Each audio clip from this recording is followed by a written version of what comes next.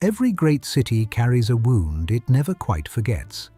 London has several, but none as strange as the one it earned in the middle of the 17th century, when its own citizens turned the streets into a chessboard, and a crowned king learned, at the edge of a grey winter morning, that even anointed heads can meet the cold.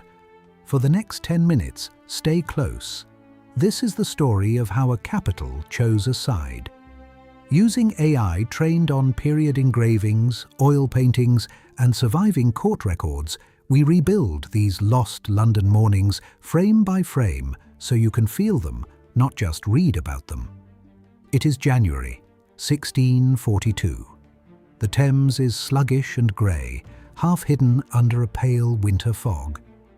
Charles I, tall, quiet, certain of his divine right, walks into the House of Commons with an armed guard at his back. He has come to arrest 5 members of Parliament. They are gone before he reaches the door. Someone clearly has warned them.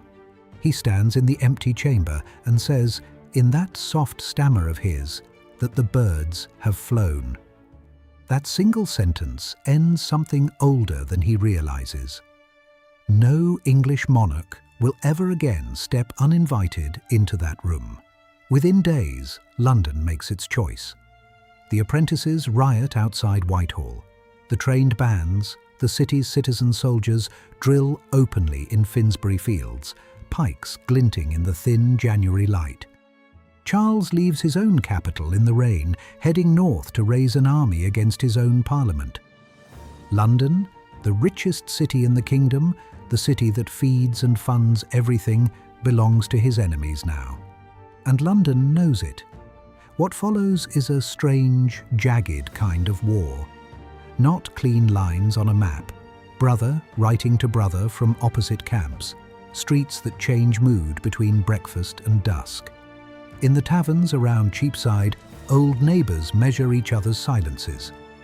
A merchant who drank with you last Sunday may be riding north with the King's banner by Tuesday. By 1643, the fear becomes architecture.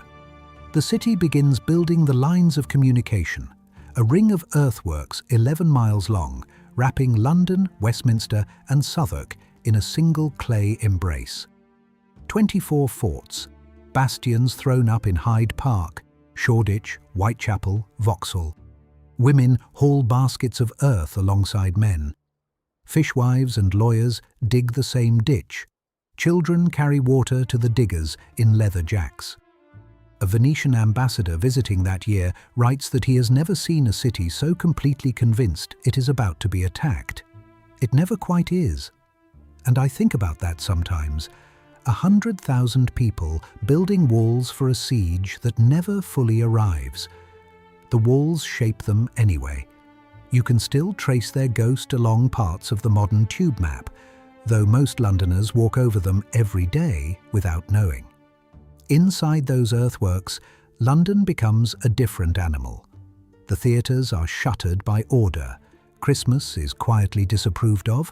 Roast goose becomes almost a political act, and mince pies are denounced from pulpits as idolatrous. Preachers in plain black cloth fill the pulpits where bishops used to stand. St. Paul's, the old medieval one, is stripped of its lid, and parts of it are turned into a cavalry barracks, horses stabled under the same nave where kings once prayed. If you had been a Londoner in 1644, the smell of the city would have been different. Less incense, more gunpowder, tanned leather, cheap tallow candles burning late in print shops. Those print shops matter more than the muskets, honestly. Pamphlets fly off the presses faster than anyone can read them. Thousands of new titles a year, arguing, mocking, warning, printed on paper so cheap it yellows before the ink dries. For the first time in English history, ordinary people are reading politics over breakfast and arguing about it over supper. The war itself rolls across the country. Edgehill, Marston Moor, Naseby. Parliament's armies, sharpened by a Huntingdonshire farmer turned commander named Oliver Cromwell, start winning battles the king cannot afford to lose. By 1646, Charles surrenders, not to his English enemies, but to a Scottish army, hoping to play one side against the other. That instinct, more than any single defeat, is what finally finishes him. Quick one, while we're here. If you were a London shopkeeper in 1645, watching your king slowly run out of friends, allies and options, would you have spoken up in the street or kept your head down and counted your coins? Tell us in the comments, honestly. Now the story turns, and the turn is sharp. Parliament has won the war. It does not know what to do with its king.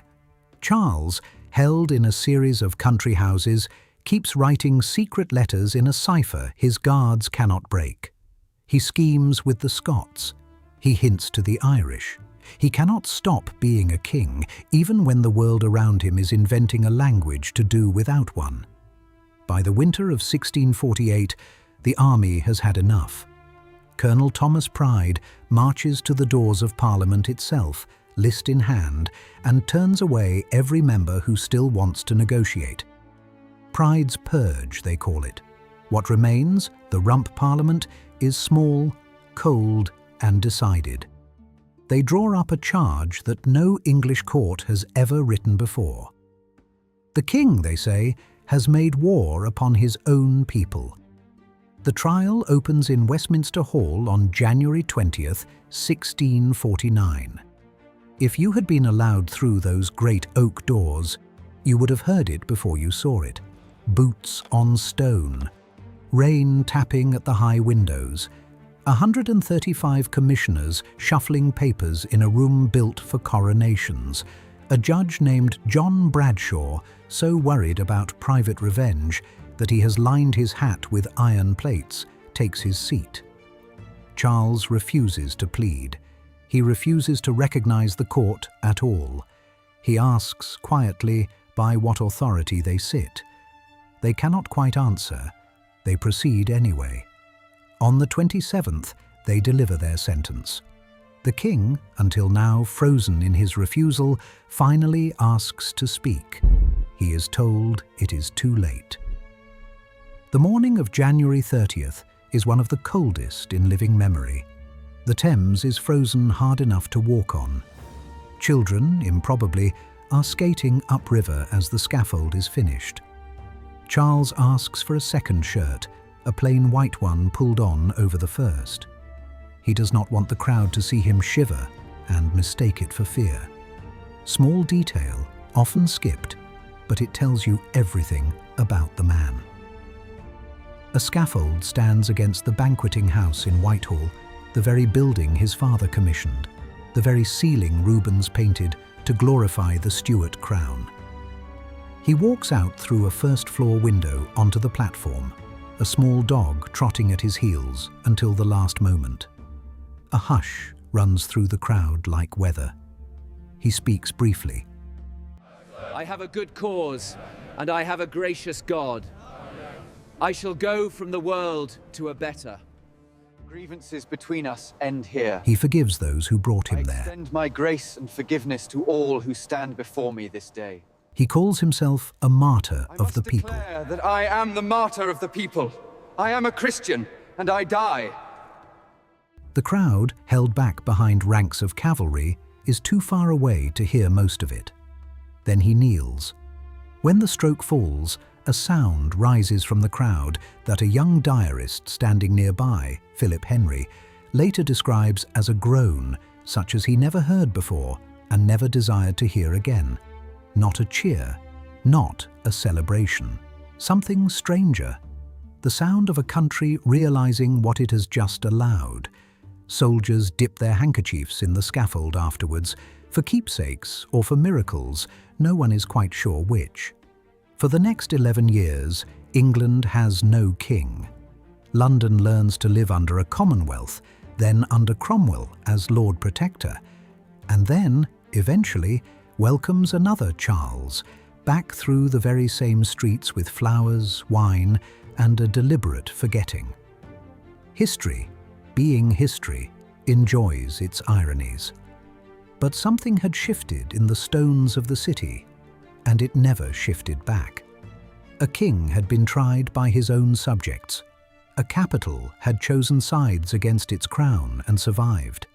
Every modern argument about the limits of power, the right to resist, the accountability of leaders, echoes faintly off those cold January stones. Walk down Whitehall today, past the Banqueting House, and you are walking past one of the quietest revolutionary sites in Europe. Most tourists never notice the small brass plaque set into the wall, and the pigeons overhead have no interest at all. We at History Recreated built this one carefully, because the moment deserves care. If there is a London street, a forgotten queen, or a siege you have been carrying around in your head, tell us about it in the comments. We read them all, and the next scripts get sharper because of you. Stay with us. London is a long story, and we are only beginning to remember together what the city tried so hard for so long to forget.